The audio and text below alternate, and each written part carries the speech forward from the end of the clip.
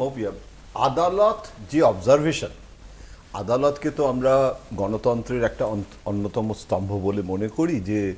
Executive মানে বিচার বিভাগীয় ব্যবস্থা, শাসন ব্যবস্থা এবং আইন ব্যবস্থার পাশাপাশি তারা একটা মূল্যায়ন দেয়।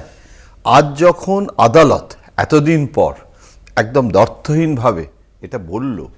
সেটা তো তুমি যে প্রান্তিক মানুষের কথা বলছো, সেই প্রান্তিক মানুষের কথাটা ভেবেই তো আদালতের জাজমেন্টটা হয়েছে। আদালত তো কোনো রাজনৈতিক দলের প্রতিনিধিত্ব করছে না।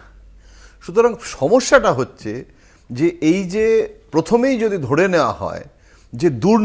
দুর্নীতিটা কিন্তু এটা কোনো তোমার দুর্নীতি আমার দুর্নীতি বলে কিছুর ব্যাপার নয়। দুর্নীতিটা একটা সামাজিক একটা বিষময় একটা ফেনামেনন, যেটা আজকের বিষয় নয়। এটা আমি ইতিহাসে যাব না, মানে এটা তো অতি প্রাচীন একটা দুর্নীতি, আমাদের ভারতীয় ব্যবস্থাও শুধু নয়। মানে এটা এখন সেখানে আমি যদি দুর্নীতি হয়েছে বলে গোটা প্রজেক্টটাকে নাল অ্যান্ড ভয়েড করে দিই এবং সেটার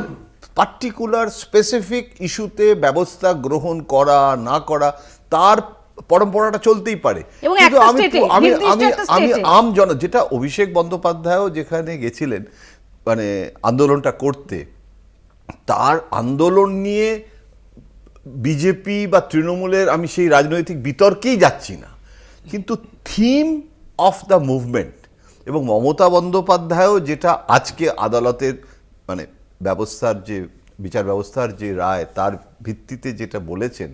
সেখানে কিন্তু রাজ্য সরকারও কিন্তু তৃণমূল কংগ্রেস নয়। একটা ফেডারেল স্ট্রাকচারে কেন্দ্র রাজ্য সম্পর্ক, আমি কোনো রাজনৈতিক দলের প্রতিনিধিত্ব করছিই না, আমি কিন্তু একজন সাংবাদিক হিসেবে আমার মনে হয় যে যত কেন্দ্র রাজ্যের সম্পর্কের মধ্যে আমি বিজেপি বনাম তৃণমূলের যে ঝগড়াটা, সেটা নির্বাচনী রাজনীতি, সেটা সেই কলহ হোক, সেখানে তো গণতন্ত্রের বিতর্ক হবেই, কিন্তু আমি গরিব মানুষের যে টাকা, যেটা শুধু মানে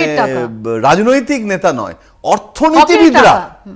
অমর্ত্য সেন থেকে শুরু করে জাঁদ র থেকে শুরু করে মানে, এবং শুধু অমর্ত্য সেন বললেও যেন এটা মনে না হয় যে রাইট উইং ইকোনমিস্ট নয়, মানে জগদীশ ভগবতীর মতো লোকও রাইট উইং ইকোনমিস্টও কিন্তু বলছেন এখন নীতি আয়োগের যে তত্ত্ব, সেই তত্ত্ব বলছে যে আমাদের মতো দেশে, মিশ্র অর্থনীতির দেশে, গরিব মানুষদের ক্যাপাবিলিটি বাড়ানোর জন্য